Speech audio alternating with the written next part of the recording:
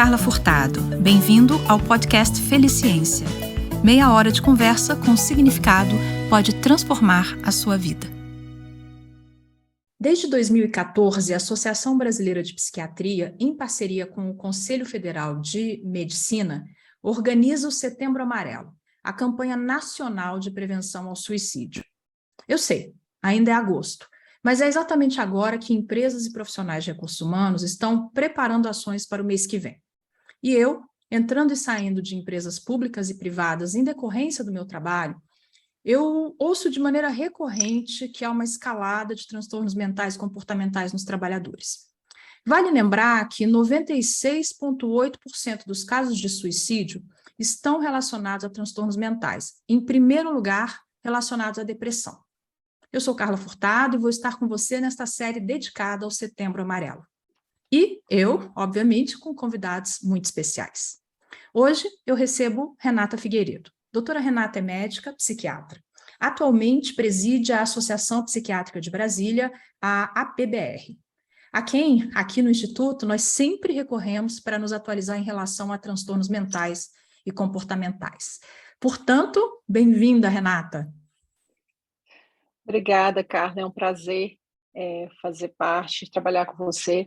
A gente já esteve em outros momentos juntas.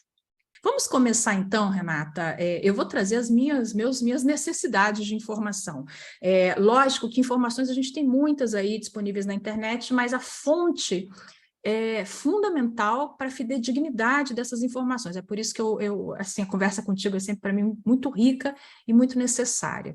Na última conversa que a gente teve, eu imagino que tenha um pouco mais de um ano, você me contou que durante a pandemia havia crescido substancialmente a demanda por consultas psiquiátricas no Brasil, mas não havia ainda uma identificação de aumento na incidência de transtornos mentais comportamentais. Como é que nós estamos hoje, Renata? 2 anos e meio, cerca de 2 anos e meio desde o início da pandemia. Como é que a gente está hoje em termos de incidência? Se existe incremento? E principalmente aqui o que eu gostaria muito de ouvir em relação à depressão e transtornos de ansiedade. A OMS, né, a Organização Mundial de Saúde, ela traz realmente que houve um aumento de 25% dos transtornos depressivos e ansiosos, né, depois da pandemia. E o que algumas pesquisas trazem também é que houve aumento da taxa de suicídio ou de tentativas de suicídio em algumas populações específicas, né? Tipo, por exemplo, mulheres jovens, né? Adolescentes jovens. Então, mas apesar de que o estudo no Brasil, ela trouxe que houve uma estabilidade do número de suicídios, né, de depressão e ansiedade realmente houve aumento, mas de suicídio houve uma estabilidade e também o aumento aconteceu nessa faixa etária, né, de adolescentes e principalmente mulheres, mas realmente houve um aumento de 25% trazido pela Organização Mundial de Saúde.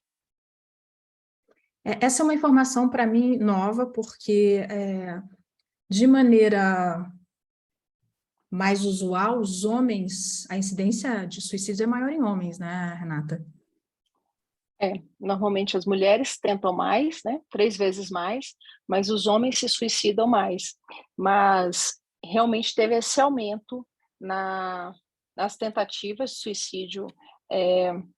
Isso um dado norte-americano, né?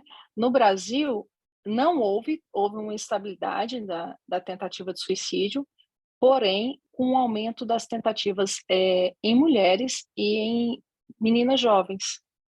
E as mulheres sofrem mais, né? Eu queria te ouvir em relação a isso. O sofrimento psíquico, os riscos de transtornos, os riscos são maiores em mulheres, não? São, principalmente depressão e ansiedade, sim, né? Transtorno bipolar e esquizofrenia, a estatística em homem é maior. Porém, os homens, quando tentam suicídio, eles são mais efetivos, né? Então, eles se suicidam mais. E as mulheres, elas procuram mais ajuda, né? As mulheres, elas normalmente têm uma rede de apoio melhor. Então, assim, a gente vê a importância da busca de ajuda, porque realmente diminui o risco de suicídio. Pois é. Tem alguns dias, até estou muito curiosa para te ouvir em relação a isso. A Folha de São Paulo veiculou uma matéria muito bem construída, muito interessante. Eles trazem um dado que aponta o seguinte: nos últimos 20 anos, o número de suicídios dobrou no Brasil, alcançando 14 mil suicídios por ano. Sim. É isso mesmo? E se for, o que está acontecendo? Olha, esses dados eles são subnotificados e, mais recentemente, até por conta de toda o trabalho sobre estigma, né, para reduzir estigma, para conscientizar sobre prevenção ao suicídio e também para notificar os casos de suicídio e tentativa de suicídio, então também teve esse aumento por conta de notificação, né? Normalmente a gente Sim, fica sabendo, acha que a pessoa suicidou, acha que a pessoa tentou suicídio, mas às vezes isso não chega aos dados estatísticos, porque apesar, hoje é de notificação compulsória, já tem um tempo que a lei está em vigor, mas muitos profissionais de saúde não sabem que precisa notificar as tentativas de suicídio e os suicídios, né? E assim, a gente tem que saber que os profissionais de saúde, eles são obrigados a notificar. Mas qualquer pessoa pode notificar. Então, isso eu acho que muito, né, esse dobrar é muito porque hoje é mais notificado do que antes. eu Hoje existe imaginei, porque menos é tabu. muita coisa, né? Você tem um incremento de 100%, é muita coisa. Então, eu Sim. imaginei aqui, eu aventei que seria uma subnotificação. Até eu conheço essa pesquisa, conheço esse dado, mas assim, provavelmente aumentou, mas eu acho que não dobrar, né? Existe de 7 mil para 14 mil, muitos casos, mas eu acredito que seja também porque a gente tem notificado mais, né? E falar que foi suicídio, a família não pode ter vergonha, ao contrário, a gente tem que trabalhar isso. Assim, olha, foi e eu quero trabalhar meu luto para evitar novos suicídios na minha família, eu quero notificar esse caso, né? Eu quero que seja notificado para que entre na estatística e tenha um incentivo até financeiro, né? Um investimento maior do governo Sim, para sim. evitar novos suicídios. Sim, sem dúvida. E outra questão aqui que está na minha lista de questões que eu queria muito conversar com você é muito usual, e a gente até recomenda muitas organizações que usem instrumentos de rastreamento, por exemplo, no âmbito da saúde mental, rastreamento de sintomas de transtornos mentais. A gente recomenda muito a escala SRQ-20 da OMS. E, ok, as empresas mais atentas, elas fazem uso realmente, e aí, quando elas vão compilar os resultados, ocorre de identificar a ideação suicida, que é uma das questões que a SRQ-20 e outros instrumentos vão buscar investigar. E aí elas voltam e dizem o que a gente faz quando a gente identifica uma ideação suicida numa pesquisa que precisa ser anônima, por questões de ética em pesquisa.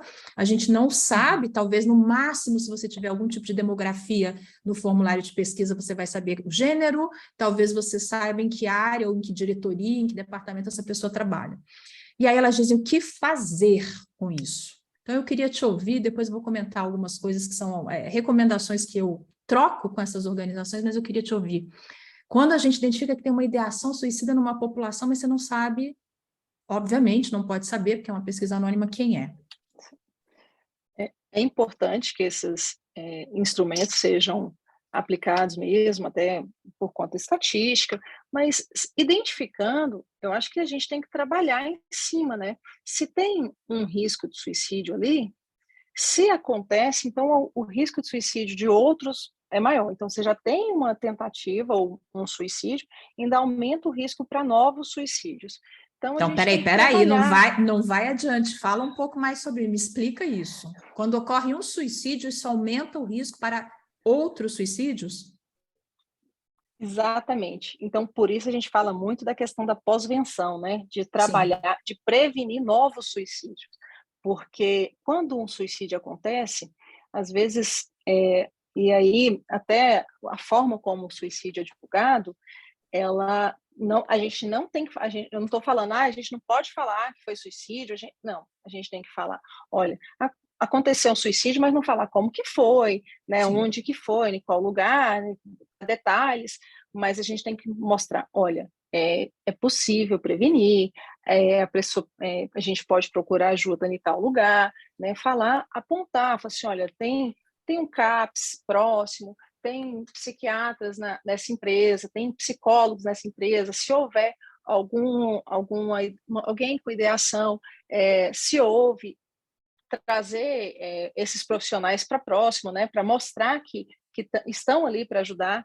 Então, assim, se há uma tentativa de suicídio, a gente tem que trabalhar, ou um suicídio, a gente tem que trabalhar na pós-venção, que é o luto dessas pessoas que ficaram, né, dos sobreviventes do suicídio, que às vezes não é a pessoa que tentou e não suicidou, né, não teve êxito fatal, mas nessa pessoa que presenciou ou que achou o corpo, ou nessa família que perdeu alguém, né? Então, assim, a gente E trabalha. mesmo Quando numa houve uma equipe, tentativa, né, Renata, mesmo numa equipe de trabalho, né, que perde um sim, colega. sim, exatamente. A gente tem que trabalhar nessas pessoas que ficaram, né? Nessas pessoas que presenciaram aquilo, que às vezes tinham um contato próximo, e às vezes até em pessoas que só simplesmente ficaram sabendo, não tinha contato, às vezes passava no corredor, não tinha nenhuma proximidade, mas isso impacta demais na vida de quem já está ali, já está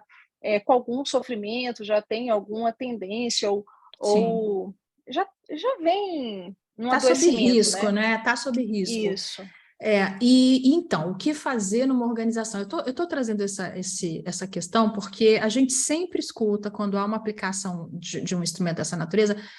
Eu vou te dizer assim, isso claro não é uma estatística científica, mas eu vou escutar. A gente detectou uma ideação, duas ideações. A última organização com a qual eu conversei há muito pouco tempo disse que identificou, através do instrumento, 15 ideações suicidas. A gente está falando, isso significa 2,5% a quase 3% da população total que foi avaliada. E fica essa questão como se mover dentro desse quadro. Só identificar é muito pouco, né? A gente tem que fazer alguma coisa. E eu Sim. acho que o ideal é fazer, às vezes, em grupo, né? Um trabalho em grupo, palestras, colocar os profissionais próximos, né? Os profissionais de saúde mental próximo da equipe. Às vezes a equipe não tem psiquiatra, mas tem médico do trabalho, a equipe tem psicólogos, né, tem assistente social, colocar essa equipe próxima dos funcionários, né, mostrar que existe uma rede de apoio e, às vezes, quando não tem nenhum desses profissionais, mas levar o profissional na empresa e fazer campanha mesmo de prevenção, né? Mais do que prevenção ao suicídio, uma campanha de promoção à vida, né? Promoção Sim. de saúde física e saúde mental. Incentivar a atividade física, incentivar a procurar o tratamento psicológico, psiquiátrico. Essas mudanças que a gente faria se a gente identificasse um paciente com risco, né, de ficar mais atento, ou um parente com risco, né, de pegar Sim, sim. o parente, levar para o acompanhamento, levar ao consultório, né? Então, assim, a gente tem que não só identificar, mas ajudar para prevenir que esse suicídio realmente ocorra. Essa tem sido a minha orientação de exacerbar a oferta de assistência. Deixar ela muito clara, muito alcançável, muito disponível, e aí sim, desde, obviamente, todo o processo de educação, mas também lembrar a todos se existe uma equipe de assistência dentro da organização, se tem um plano de saúde que é oferecido a esses trabalhadores. Então, deixar isso, assim, ostensivamente disponível, porque pode fazer com que as pessoas que necessitam, ou alguém que perceba que alguém necessita, próximo, busquem, né, que essas pessoas busquem a ajuda. Eu acho que isso é importante. E nunca é demais falar, né? Eu acho que Às vezes a gente tem a sensação que é muito... vamos falar de novo sobre Setembro Amarelo, vamos falar de novo sobre suicídio. Quando a gente vê os dados, a gente vê os números, a gente entende que nunca é demais falar, né? Não tem excesso nessa fala. É mais que necessário falar, né? Exatamente. A gente tem que mostrar que tem o serviço disponível, tem que fazer de tudo para que essa pessoa procure mesmo, que a pessoa vá, que continue, incentive, né? E a gente fala muito essa questão dos guardiões da vida, né?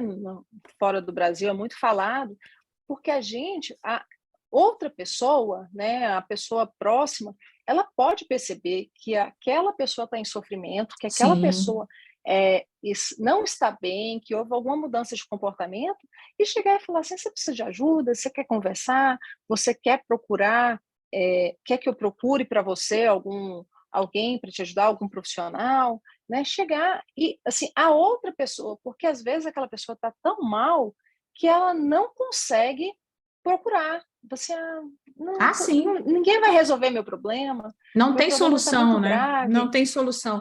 Não tem solução, exatamente. Uma coisa que a gente tem ouvido falar muito, até falei isso hoje num trabalho mais cedo, é você cuidar de você, você cuidar do outro, mas também permitir-se ser cuidado. É você estar disponível para o cuidado de uma outra pessoa, porque pode ser que você não consiga, né, fazer por você. Então, existem muitas dimensões nessa ideia do cuidado. Tem duas questões que vieram aqui para mim, que não estão na minha pauta, mas que existem na minha reflexão. Uma outra pergunta que eu escuto das organizações é que elas não têm resposta, e eu também não tenho, então talvez contigo eu consiga construir aqui uma resposta. Aumentou o número, acho que tenho certeza que você vai, eu imagino até qual seja, mas vamos lá. Aumentou a busca pelo psiquiatra e eles conseguem fazer esse tipo de verificação pelo uso do plano de saúde. Isso é bom ou ruim? Essa é a grande questão, eles não sabem. Isso é bom porque as pessoas estão buscando, é ruim porque isso talvez queira dizer que eles estão em maior sofrimento. Como você vê isso? Eu acho que tem os dois lados. Pois é. Pode, por um lado, aumentar a busca por psiquiatra, a pessoa está pedindo ajuda, a pessoa está abrindo, né? Falou assim, olha, eu quero ajuda, eu quero me tratar e eu vou melhorar. Isso é ótimo, maravilhoso, porque a doença não vai desaparecer simplesmente porque a pessoa não quer ir ao psiquiatra, não quer procurar o psicólogo. Infelizmente, não é assim que funciona. A gente tem que fazer o trabalho, né? Tem que fazer o tratamento, sim, e só assim que a doença vai desaparecer. Então, procurar ajuda é ótimo, excelente. O problema é essa empresa mudou alguma coisa na política, ótimo, ela está sendo mais adoecedora, então isso perfeito, é importante. Né? Então, é importante avaliar isso. Um exame de consciência, né, dessa organização. Exatamente. Se existe uma das coisas mais de grande risco é a insegurança, a percepção de insegurança no trabalho. É um fator psicossocial severo para adoecimento. Então, eu acho que é um exame de consciência mesmo. Será que a gente está deixando as pessoas muito inseguras? Sim, às vezes cobrando uma meta que é inalcançável, né, que a pessoa tem que somente trabalhar, não fazer mais nada da vida. Isso é, assim, além de reduzir produtividade a longo prazo, né, a pessoa está só trabalhando, não tem outras fontes de qualidade de vida, outra forma de se restaurar também, melhorar, né? Exatamente, de melhorar a saúde mental. Então, assim, tem algo errado e ali aquela empresa está adoecendo mais. E aí a gente olha, a quantidade de afastamento do trabalho tem aumentado também, porque às vezes aumentou a procura por profissional, mas tem diminuído afastamento em outras áreas, dor de cabeça, diarreia, infecções de modo geral. Então, assim, se está diminuindo, talvez essa empresa está mais nessa área, assim, olha, as pessoas têm se preocupado em procurar ajuda, então elas estão se tratando mais, estão se cuidando mais, então por isso aumentou a demanda dos médicos, a procura pelos médicos psiquiatras. Não, aumentou muito a quantidade, a procura, e tem aumentado muito os atestados. A principal causa de afastamento nessa empresa é depressão, mas depois vem ansiedade, vem não sei o quê, e outras doenças que estão também associadas, né? Sei lá, uma diarreia, uma dor de cabeça, também estão associados com os transtornos psiquiátricos. Então, a gente tem que avaliar também esses outros dados. Simplesmente a procura, às vezes é simplesmente porque aquela empresa está muito dedicada, tem feito um programa de conscientização, de procurar ajuda. Uma empresa que eu trabalho, teve uma época que a gente recebia paciente assim, a gente faz preventiva, a gente vai ao ginecologista, a gente vai ao cardiologista, por que eu não posso ver ao psiquiatra? Eu preciso ver se está tudo bem. Eu falei assim, isso é maravilhoso, né? Se a pessoa está procurando ajuda para fazer um preventivo, excelente. Agora, está procurando ajuda porque está extremamente sobrecarregado, porque não dorme, porque... Aí não, às vezes a empresa realmente está adoecendo muito. Então, acho que a gente tem uns pontos bem importantes, está me ajudando aqui a construir, inclusive, meu olhar para isso. A busca pela assistência, sozinha, ela não diz exatamente o que está acontecendo. Ela não é nem boa nem ruim, ou é ambas as coisas. O que a gente tem que entender é como é que está o nível de saúde dessa população. Com a busca ou sem a busca pela assistência psiquiátrica? Então, como é que tá o perfil epidemiológico dessa população? O que está acontecendo com essa população? E vários outros indicadores que a gente sempre mostra, que também eles sinalizam questões relacionadas a clima organizacional, a cultura, como rotatividade elevada, vários mostram que alguma coisa pode não estar acontecendo ali da maneira mais adequada. Então, é um indicador, a busca pela assistência psiquiátrica, mas ele não dá uma informação sobre o que de verdade está acontecendo com essa população. Aí a gente precisa ter um cruzamento de dados e com outros indicadores para verificar se as pessoas estão mais saudáveis ou mais doentes. Buscar assistência pode ser, inclusive, protetivo, né, Renata? Exatamente. Isso você falou, assim, resumiu, perfeito, assim, fechou com chave de ouro, porque a gente fala isso, né, em pesquisa, um dado sozinho, ele diz muito pouco, né, assim, aumentou muito, assim, às vezes aumentou muito porque tem sido olhado mais, tem sido notificado mais, então, assim, um dado só, ele não diz nada, ele tem que ser lido num contexto, e aí aumentou muito, isso é ruim ou isso é bom? Vamos ler o contexto geral, né? Como é que você vê o clima da instituição, como é que você vê todo o geral, né, da empresa, né? Como é que as pessoas estão trabalhando, até a produtividade, absenteísmo, presenteísmo, tudo isso entra, né, para a gente ler o contexto, né? Um dado só não vai... Ele não mostra muita ele não coisa. gera um diagnóstico. 2 pontos ainda antes de partir para a próxima pergunta. Ideação suicida é sério? Porque outra coisa que a gente escuta, a gente teve 1 ou 2 ideações suicidas, mas isso é só ideação suicida, não necessariamente a pessoa vai tentar o suicídio. O quão sério é uma identificação de ideação suicida? Eu considero seríssimo. Por quê? Porque na ideação suicida, né, que a gente consegue prevenir, que a gente consegue agir. Então, assim, no suicídio, a gente não tem mais o que fazer, né? Uma tentativa de suicídio, a emergência pode receber e fazer alguma coisa. Mas a gente, profissional de saúde mental, a gente atua na ideação suicida. Muitas pessoas falam e tentam, né? Às vezes falar é buscar ajuda. Falar assim, olha, eu estou pensando em me matar. Eu assim, não, eu estou querendo acabar com esse sofrimento. Eu queria acabar com esse sofrimento. Como é que eu faço para acabar com esse sofrimento? Aí a opção, procurar tratamento, fazer o tratamento corretamente. Se já estiver fazendo, ver o que não está bom nesse tratamento, intensificar, né, o tratamento. Então, assim, tem que tratar e tratar bem tratado, fazer o tratamento exatamente como prescrito, né? Então, a ideação suicida é seríssima, né? A pessoa que falou de suicídio é um lugar sempre que a gente vai poder atuar, para prevenir para prevenir suicídio, né, uma tentativa ou um suicídio mesmo. Então, assim, é seríssimo. Normalmente, quem fala, ele também faz, né? Não quer dizer, falou, não vai fazer. Não, ela está pedindo ajuda, essa pessoa está em sofrimento, né? Porque falar em suicídio, algo tem, né? Sim. Assim, a pessoa falou da boca para fora? Não. Se falou naquele momento ali que estava brigando, vamos atrás, vamos ver que se é uma pessoa muito impulsiva, porque às vezes falou da boca para fora, mas também é uma pessoa muito impulsiva que pode fazer sem pensar na consequência, né? Aliás, é um perfil também, né? A gente sabe que a maioria dos casos realmente está ligada a um transtorno psiquiátrico, mas existe também o suicídio por impulso, né? Exatamente. As pessoas, normalmente, as pessoas que tentam e as pessoas que se suicidam são pessoas mais impulsivas.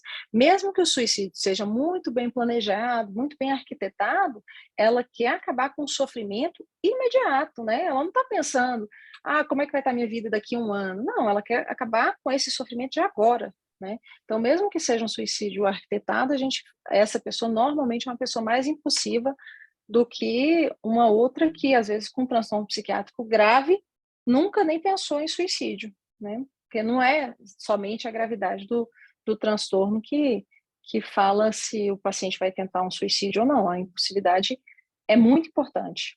Então, a gente tem que valorizar sempre que tiver ideação suicida, sempre que a pessoa falar em suicídio, a gente tem que valorizar. Mesmo que seja para chamar atenção, a gente fala assim, olha, tem gente que a gente fala, às vezes por erro de cálculo, uma pessoa que tenta suicídio morre, né? Assim, não sabia, a pessoa não sabia que isso matava e morreu, né? Então, assim, a gente tem que valorizar sempre, sempre.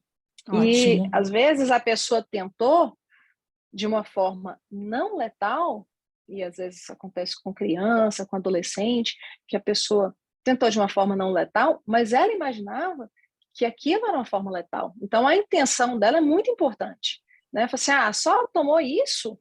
Tipo, tomou essa medicação que não mata? Mas para ela, essa medicação era a medicação mais forte que tinha, era a medicação que poderia matar. Então, a intenção dela realmente era de se matar. E é um dos fatores de risco, né? É já ter tentado o suicídio antes. Esse é um fator de Exatamente. risco. E Renata, mais Normalmente. uma questão aqui que também está vindo do que eu escuto nas conversas com as organizações. Isso eu ouvi, isso que eu vou trazer agora, eu ouvi no início do ano. Uma organização que falou que houve 2 suicídios na própria organização, dentro da estrutura da própria empresa. Como que a psiquiatria vê o suicídio no trabalho, no ambiente de trabalho? Então, a gente avalia muito isso, assim, avalia muitos pacientes que dizem, e tem muito cuidado, né? Porque o risco de novos suicídios acontece. Então, assim, a gente acaba tratando individualmente, né? Porque se não for o médico ali do trabalho, o psiquiatra ali da empresa, ela não vê como um todo. A gente acaba considerando, assim, uma pessoa próxima tentou, então isso aumenta o risco, né? Agora, quando está dentro da instituição, eu acho que aí o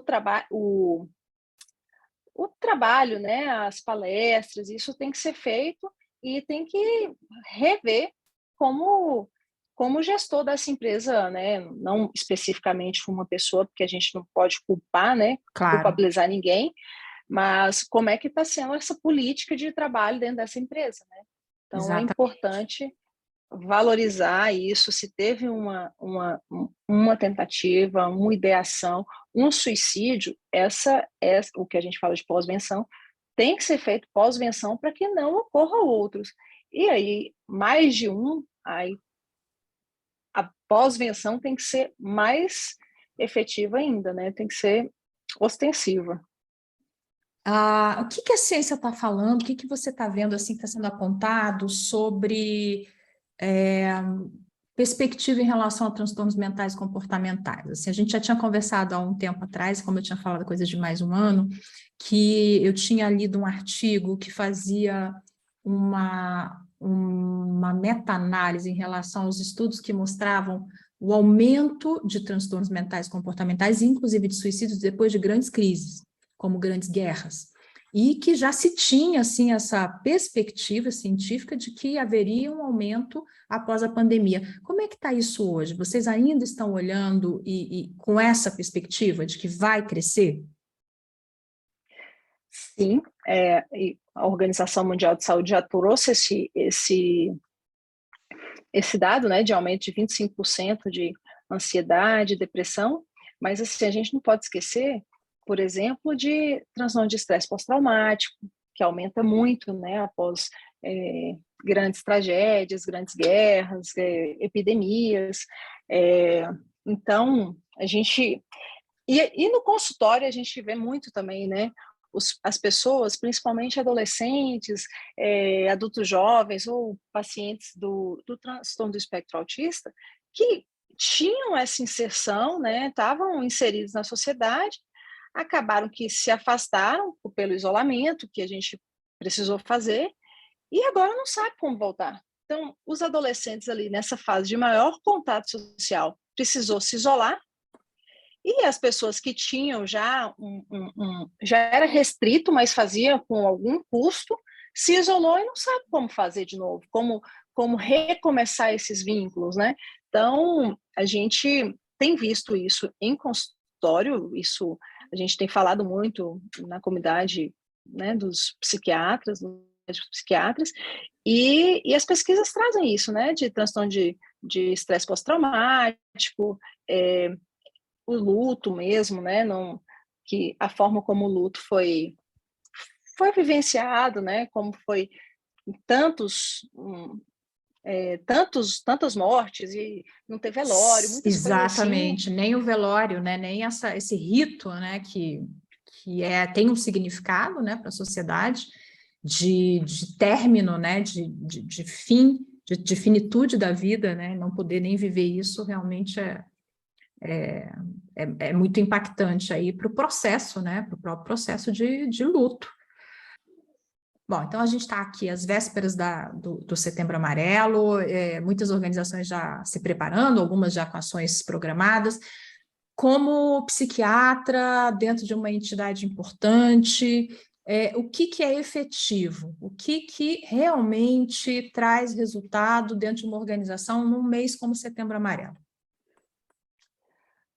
No início da campanha, quando começou, a gente sempre falava assim, nós precisamos falar sobre suicídio. Então, assim, a gente tentou primeiro conscientizar que existe, né, suicídio, que é prevenível, que é uma morte evitável, é uma morte, normalmente são pessoas jovens, né, assim, apesar de que existe suicídio em idosos, né, mas normalmente são adultos jovens. Então, a gente sempre primeiro tentou falar sobre isso, é preciso falar sobre suicídio sem tabu, a gente precisa falar de uma forma responsável, e aí depois a gente começou a ver que, mais importante, a gente precisava falar sobre o suicídio e a gente precisava ter medidas efetivas, a gente precisava de informar que o paciente que é prevenível, que a gente tem que fazer tratamento, que a maioria está ligado a transtornos psiquiátricos, né? Grande maioria, quase 100% dos casos,